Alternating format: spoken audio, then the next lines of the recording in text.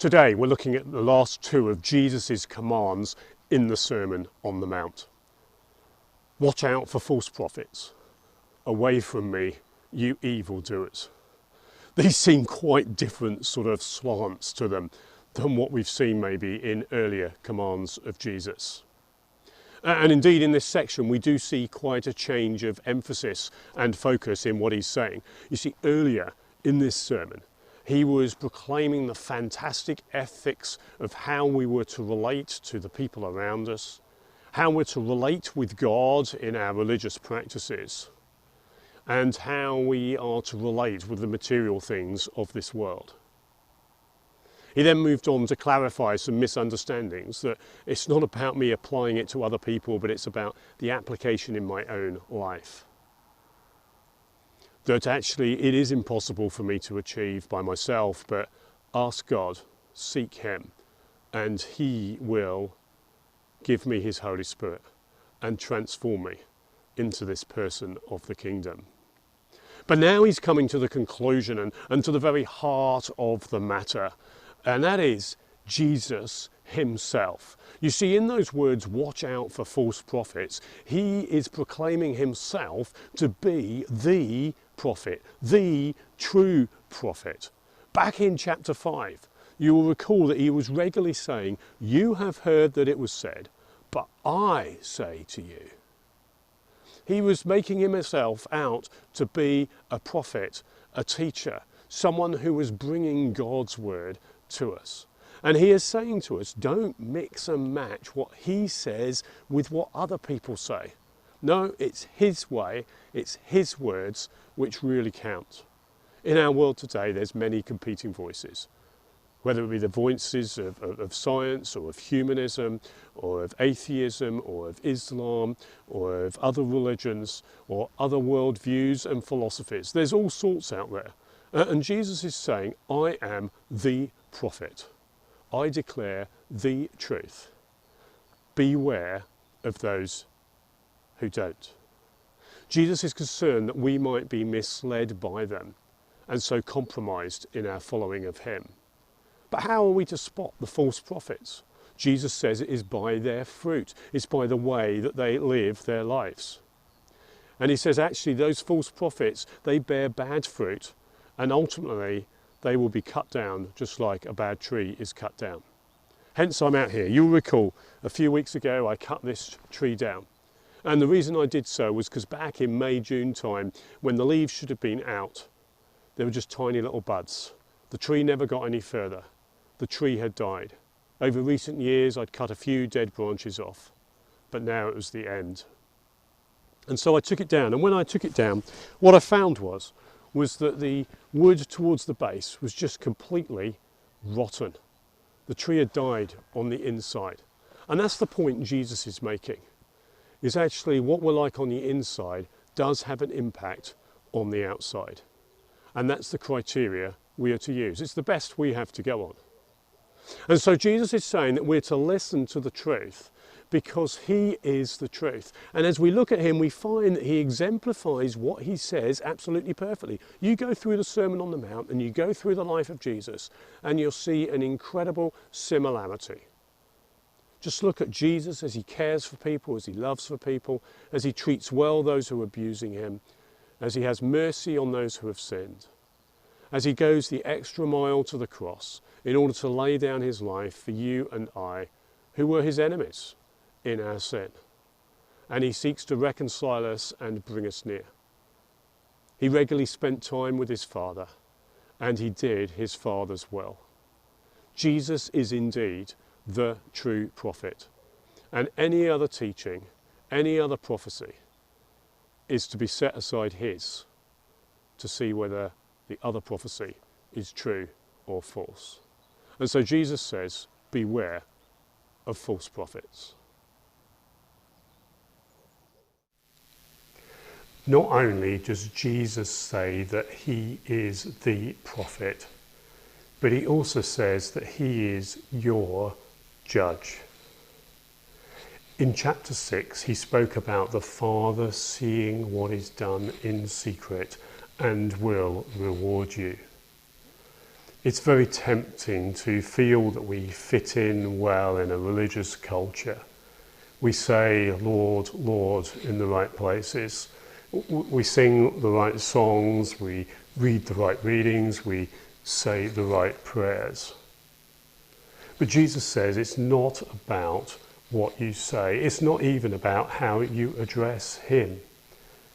The criteria for entering the kingdom is about us doing the Father's will. In fact, it's interesting because whereas the rest of the sermon, Jesus talks about our Father or your Father, here, Jesus says, my Father. It's about doing his Father's will.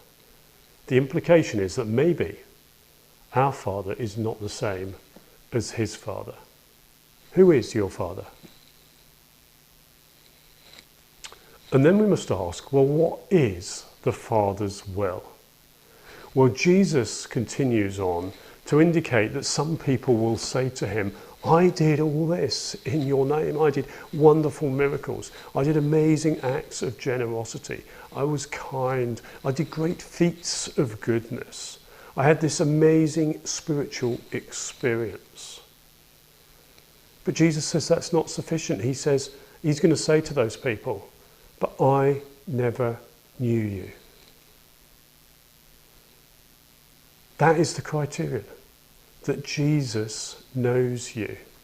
It's not about what you've done, what you've achieved, not even how good you've been.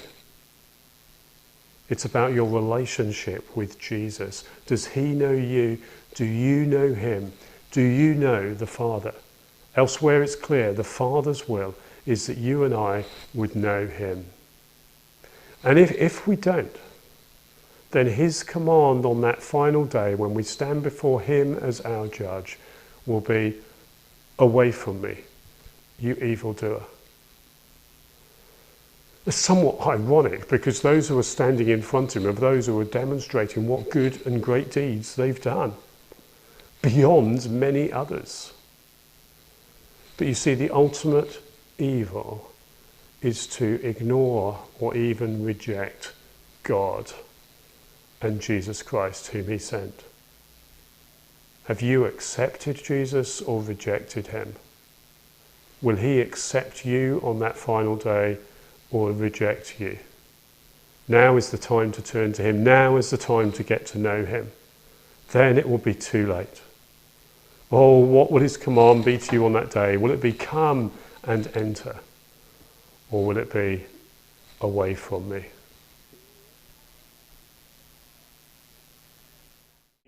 So I'm here at a building site because Jesus has another aspect of himself that he wants to highlight, and it's this, that he is your wise and loving teacher. And so he says that don't just take what I say, but actually put it into practice. And he does that by highlighting a little story about a guy who built a house on the rock, and when the storm came, it stood firm. And the guy who built a house on the sand, when the storm comes, it falls flat.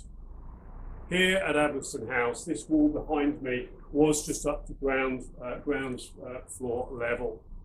And we wanted to build above it. And we decided to do so, we needed to check the footings. Some felt it was unnecessary. But when we dug down and had a look, there were no fittings underneath this wall. So we couldn't build on it. We then dug down to build the footings. When we dug down to build the fittings, we found that the walls around, going back about 5 metres, had no substantial footings under them at all. In fact, there was a gap between much of the wall and the soil underneath of about this much. The water had washed the soil away. On top of that, there was a well down under here, about 2 metres behind this wall.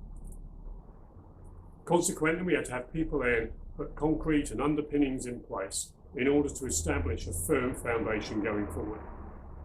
Then we've been able to build back up to full height. The question Jesus is asking is this, is what are your foundations like in your life? Is your life going to stand when it comes to the storms? Jesus is saying, if you apply his teaching in your life, if you follow what he says, then that is a firm foundation on which to base your life.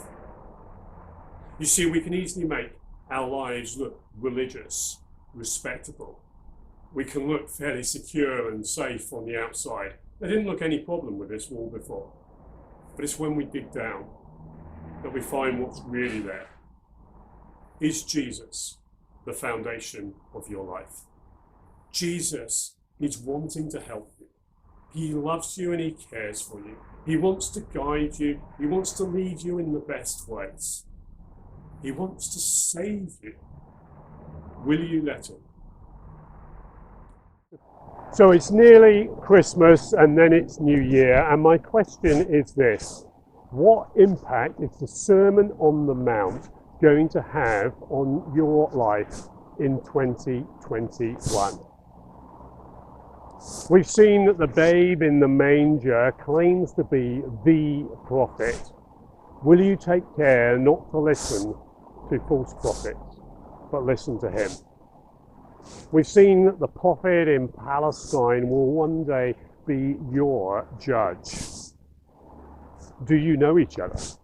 Do you know him? Does he know you? And we've seen that your judge is today a wise and loving teacher. Will you build your life on his foundation? And I would sincerely hope that for both you and I, we're able to honestly say, with God's help, we will.